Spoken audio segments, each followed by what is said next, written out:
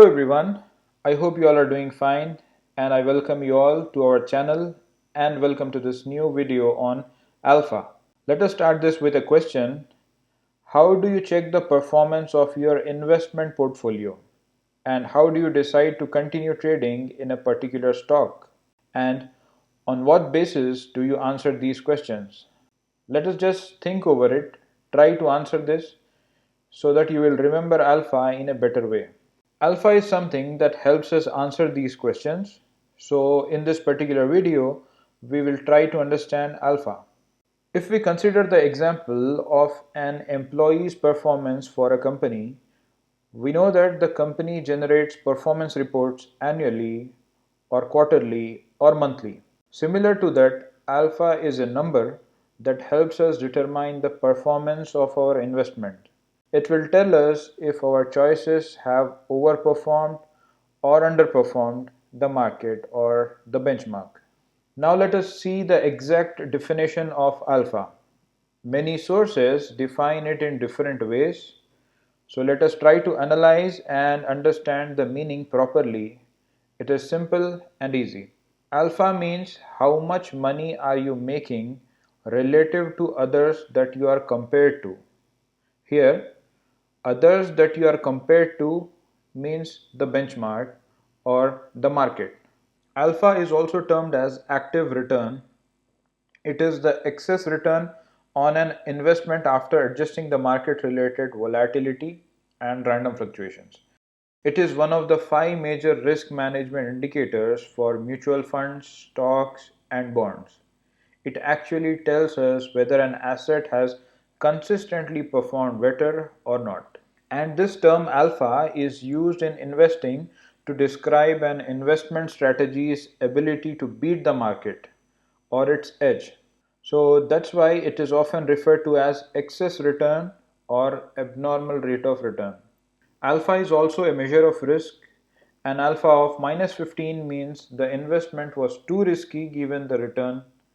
An alpha of 0 suggests that the asset has earned a return in proportion with the risk. And alpha of greater than 0 means the investment outperformed after adjusting the volatility. Now it is important that you understand volatility, which if we try to understand in simple terms is the up and down movement of the market. If you expect the stock to be at one particular price, but in the short term if the stock drastically goes up or down, this is which is called as the standard deviation from the expectation. Such movements are termed as volatility.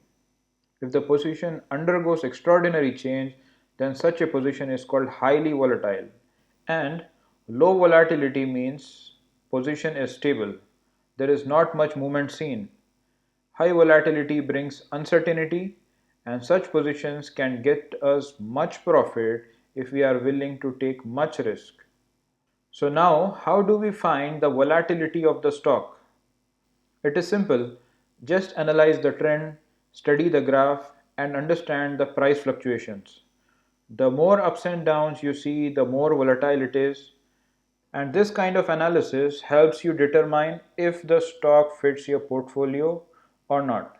So it is up to us. We have to determine if we want to take the risky ride or the easy slide.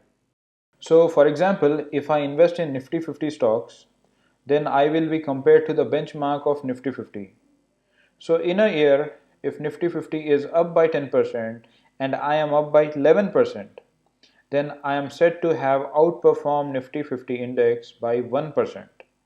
That means I have generated 10 basis points alpha.